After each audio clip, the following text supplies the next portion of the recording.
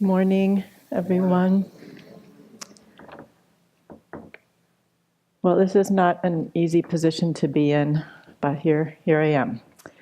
So I did my best to put some thoughts together this morning. But I wanted to start with the value for this month. The C3 value is environmental sustainability. We care for our earth home with mindfulness and responsibility for ourselves and for future generations. And I just wanted to, despite everything, the turmoil of this week, reaffirm that value and read it. Because it just got more challenging. We have a new president-elect who's threatened to pull out of the Paris Climate Agreement, says climate change is a hoax, says he will stop support for global warming programs of the United Nations, cut the EPA, the Clean Water Act, promised to promote coal fracking, oil, gas drilling on federal lands, to renew the Keystone pipeline, has private money in the pipeline that threatens Standing Rock, has called publicly and repeatedly for beating up people, condoned use of torture and carpet bombing, and seems to have views about the earth with the same level of disrespect that has been shown to women, to migrant workers, to refugees, to Muslims, to LGBTI community and people of color in this country during this campaign year. Last Sunday, Wayne Johnson led us in a litany of "Let us be we." And just last week, just a few days ago, Mayor Kim Sims was here reminding us that we need to take action to create a new normal in our communities and in the world, to stop driving by the same situation with a wave and a smile, but to do something to change it and make the world that we want to see. Kim spoke of the need to stop our routines, to step out of our bubbles, to say, sorry, this is not normal, and to take action to create a world where our values and our dreams live. And she told us, we will meet with resistance. There will be pushback. There will be insurmountable challenges and risk. And she said, we will lose, and we will lose again. But if we want our lives and our communities to be ones in which the values we uphold are more than something that appears on paper and on the back of our Sunday bulletins, we need to persevere and advocate and be engaged, build bridges, cross bridges, make sure bridges go both ways, forge relationships, step out of our comfort zone, work with others, and build movements. When there's abuse and bigotry, we need to see it and name it and speak up, because neutrality is complicity. We need to get the elephant off of the mouse's tail. And in Central America, the metaphor is the boot off the neck, and hold fast to the collective dream that is alive and well in the world, that another world is possible. We need to remember that change comes from the bottom up, not from the top down. The history of social change teaches us that again and again and again. Last Sunday, we sang a song declaring that the fascists can't win. And Talk Back, we talked about the importance of naming difficult realities about collective shadow in this country. And we talked about how it's uncomfortable. And also about the fact that we can't grow and we can't change without transforming shadow. And this is true at the personal level and the collective level in our inner and our outer lives. For much of the world, and certainly for planet Earth, the election results Wednesday morning are a nightmare. Wednesday morning, I'm sure like many of you, I awoke to a torrent of emails, texts, calls pouring in, had many conversations, some of them with you, with friends in DC, in Central America. with friends in policy circles that I have worked with for decades who were reeling, who said, we've never seen anything like this. This will be far worse than Ronald Reagan, a man who the people of Central America called their butcher because that was their experience. My dear friend who heads the Justice Institute for all of the Sisters of Mercy in the whole hemisphere was sending us links to the White Rose, a nonviolent organization in Germany that resisted hate and fascism during World War II.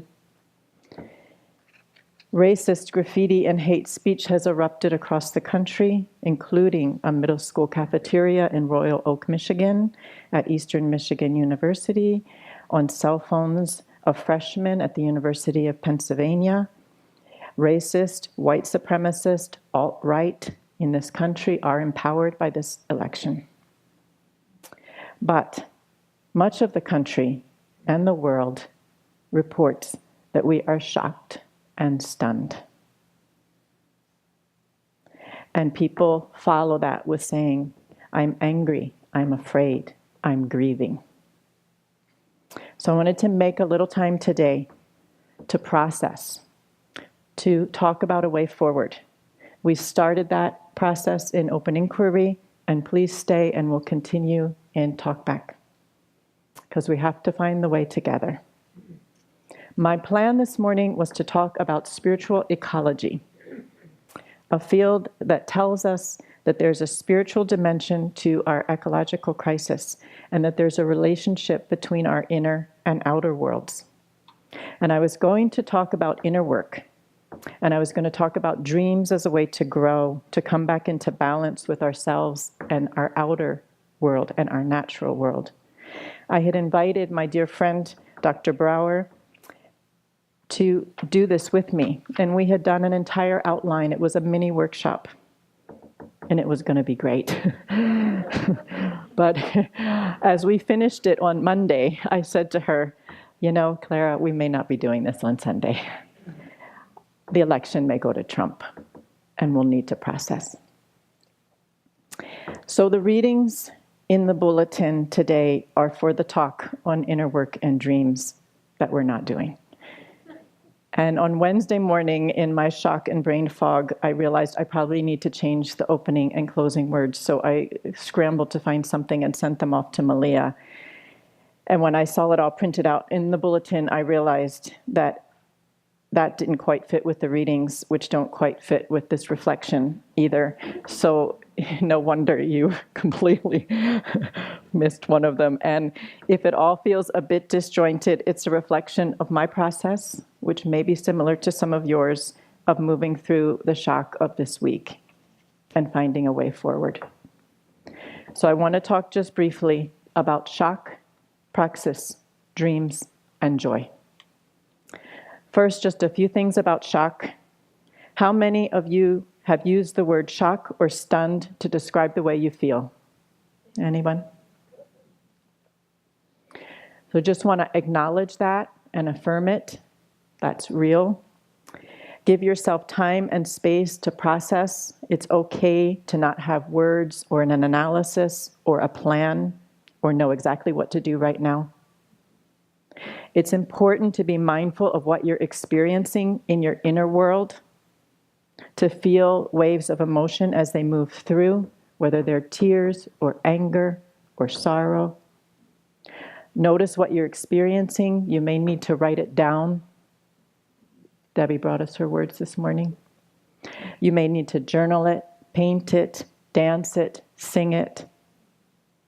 Notice impulses to fight, to flee, to collapse, to freeze.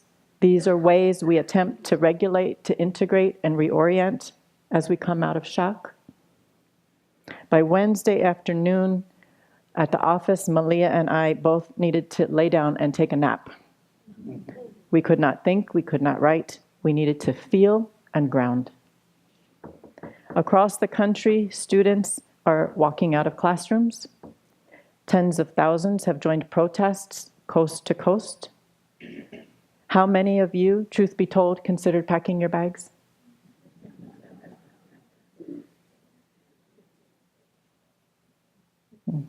That's flight.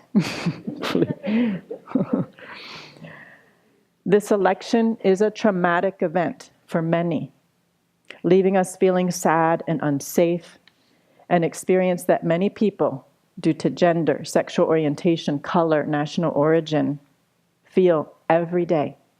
It's not new to many people. They feel this every day.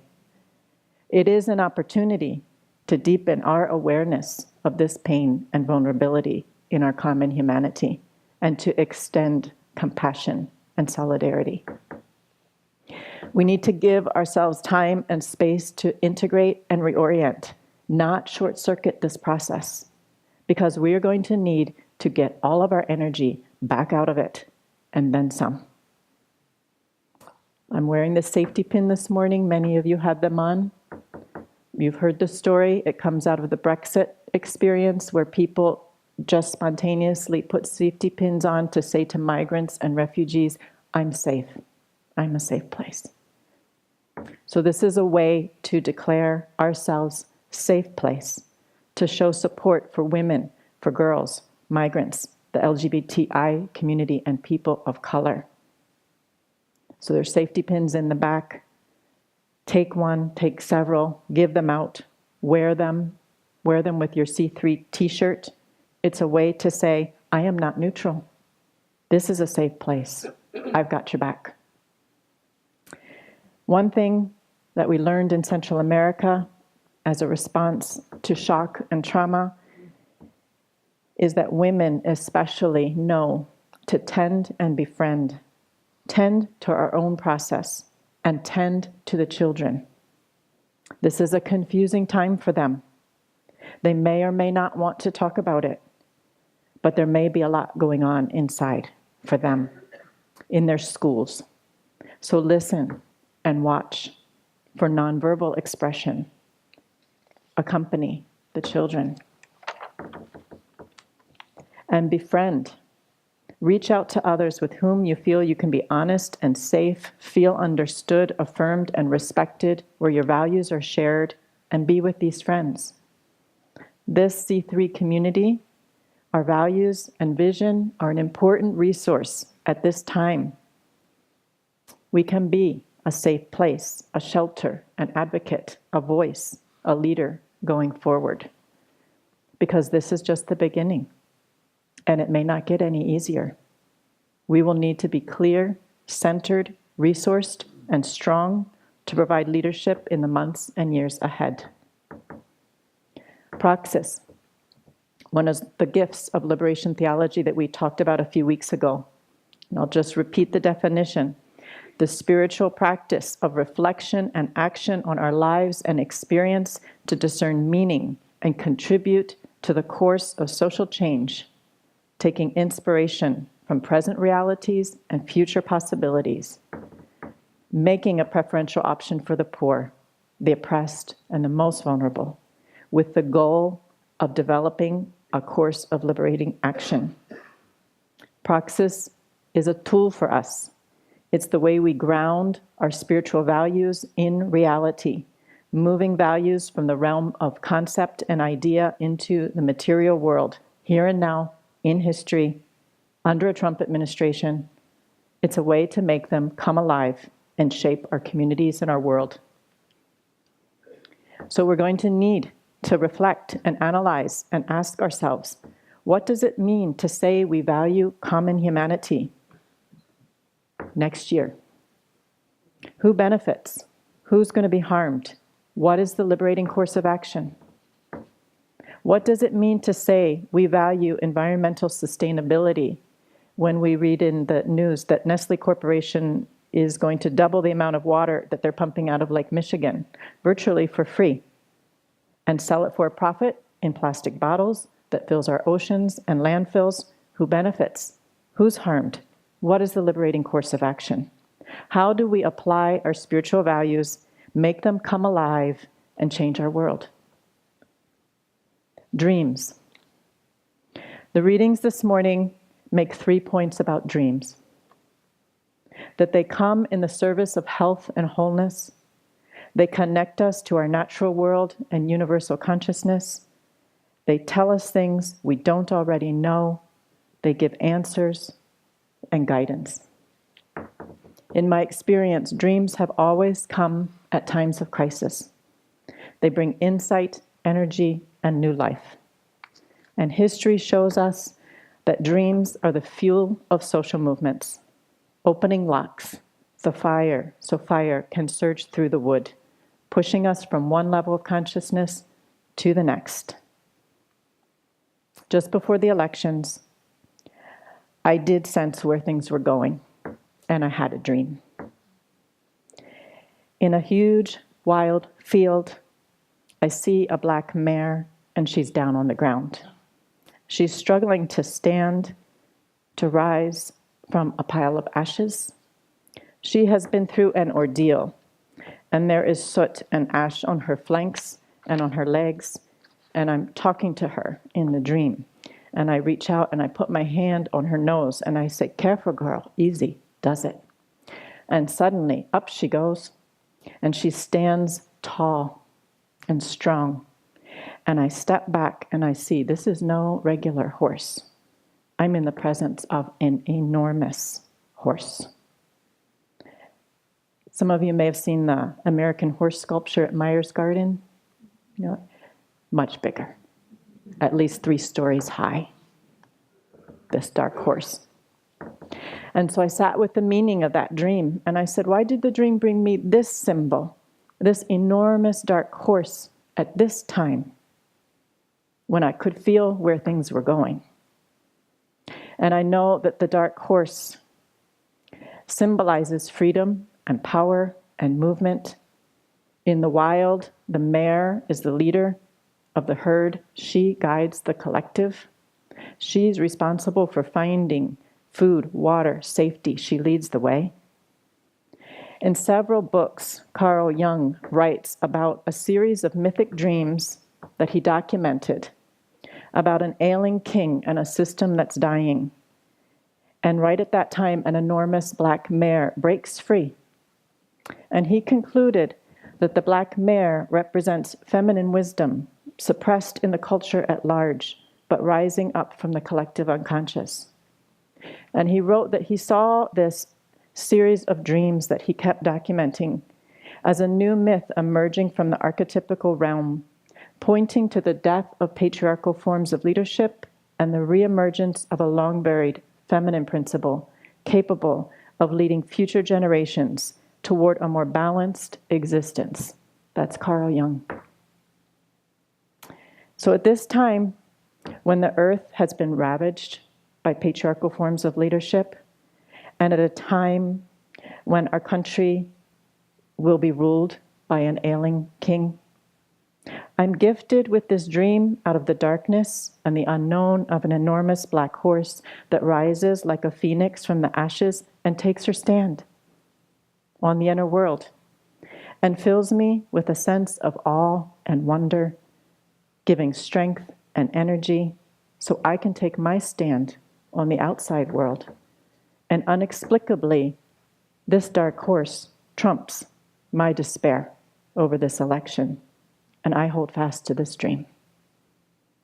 And I get a glimpse of her in the outer world, in the groundswell to organize a women's march on Washington for human rights, all human rights, on January 21st. And in people rising again and again in creative ways across the country, picking ourselves up, dusting ourselves off, pushing from the bottom up to lead future generations towards a more balanced existence. Jung tells us there is no coming to consciousness without pain. We do not become enlightened by imagining figures of light, but by making the darkness conscious. And joy. Joseph Campbell tells us, find a place inside where there is joy, and the joy will overcome pain. One of the first calls I received on Wednesday morning was from my friend Berta Oliva, the head of the Committee of the Disappeared in Honduras. This is a woman whose life is surrounded by danger and pain, and she was reaching out to tend and befriend. So we talked, we did our analysis, we made a plan. And then we found ourselves laughing inexplicably because there was nothing funny. But this was a bold, a wild, a defiant, a rebellious laughter. It was a liberating action. And it came from a place inside where there is joy. A joy that is free and powerful and rises and takes a stand. A joy that fuels struggles for social change, that is full of imagination, that overcomes pain. A joy that says, let us be we. So in this winter season, when the earth herself is telling us that this is the time that is propitious for inner work that shapes our outer world, that this is the time to go in, to go down, to go towards greater darkness and the unknown, time to wait on a dream that brings insight and energy and new life, gifting us with the knowing of how it feels when deep in the tree, all the locks click open and the fire surges through the wood and the blossoms blossom, even in the darkest night. So going forward, encourage you to take time to recover from shock, stay with yourself, your experience, and your feelings. Don't short-circuit the process. Retrieve all the energy from it. Tend and befriend. Wear a safety pin that says, I am, this is, we are, a safe place, a shelter, an advocate. Do Praxis, the spiritual practice of reflection and analysis, and take the liberating action that makes our values come alive. Hold fast to dreams. Take a stand. Find the place of joy inside, because we must overcome, and we shall overcome. Thank you.